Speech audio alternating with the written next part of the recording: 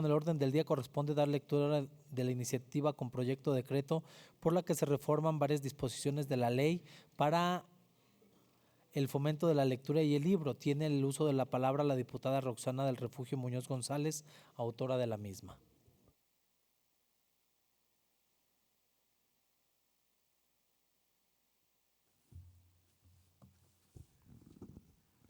Con su venia, presidente. Adelante. La lectura es uno de los factores que propician el desarrollo económico, político, social y cultural de toda sociedad. Esta afirmación fue uno de los ejes de las políticas implementadas en la fundación de la UNESCO, creyendo fielmente que fomentar conocimiento, impulsar a la educación y a la difusión de la cultura coadyuvará a la conservación, al progreso y a la difusión del saber. Mismos factores que a su vez contribuirán a la paz y al respeto universal de los derechos humanos. Una de las herramientas que coadyuvan a la creación de conocimiento, esencia de la educación y la cultura, es la lectura, la cual enriquece y desarrolla la necesaria capacidad crítica de las personas. De ahí que tras el acto de la lectura, además de los valores cívicos que encierra, habite una adquisición de habilidades que dota a los individuos de recursos necesarios para su desarrollo como personas. La vida cotidiana debe estar condicionada por la capacidad lectora que contribuya al perfeccionamiento de los seres humanos.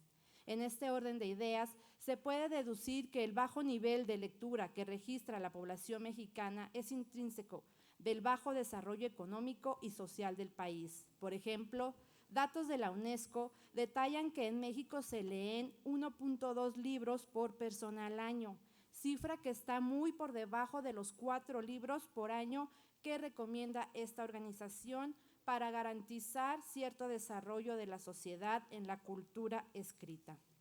En este mismo sentido, el Instituto Nacional de Estadística y Geografía dio a conocer los resultados del último módulo de lectura, en el que se refleja que los mexicanos no tienen hábitos de lectura.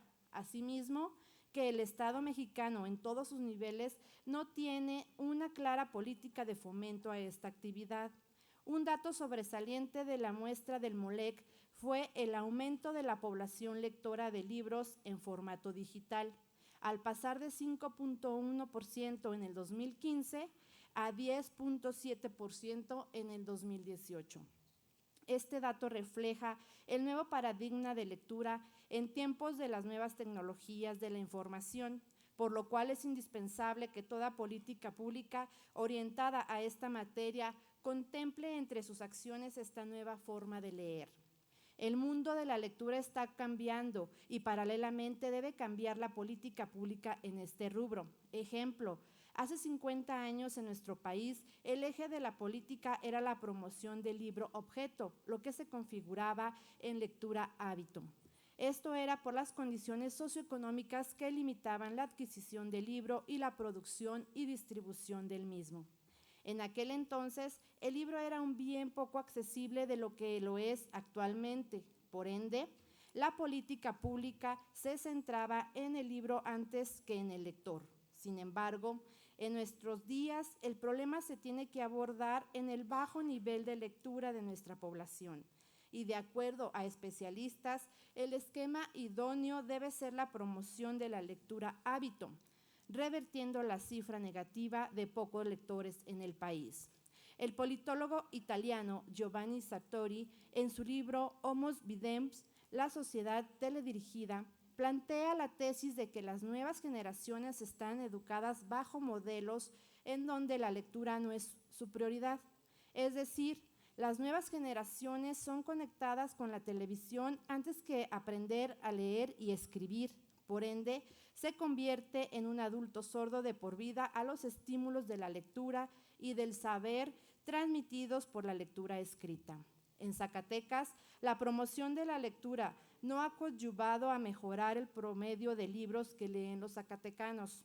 De acuerdo a datos proporcionados por el MOLEC, en la entidad, la población mayor de 18 años lee en promedio 3.9 libros al año, ubicándose en el lugar 14 a nivel nacional, mientras que en Sinaloa se leen 9 libros al año, ubicándose como la entidad con mayor promedio de libros leídos.